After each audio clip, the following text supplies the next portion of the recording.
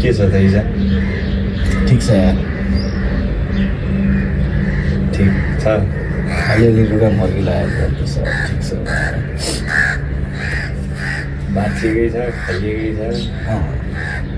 के चाहियो घुमेकै छ रमाइलो भएकै छ होइन के चाहियो र त्यो भनाइ सही हो जस्तो लाग्छ तिमीलाई के चाहियो र खान पाएकै छस् बस्न पाएकै छस् के चाहियो र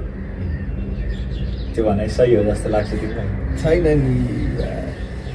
ठिकै हो नि तर त्यो कुरा पनि ठिक त ठिक हो होइन पनि छैन नि त त्यो कुरा पनि एक त पोइन्ट चाहिँ ठिक हो नि के चाहियो र शरीरलाई खान पुगेको छ शरीर हिँडिराखेको छ ठिक हो र गरिरहेछ खानसान गरिरहेछ थाहा छ के चाहिएको छ र भन्ने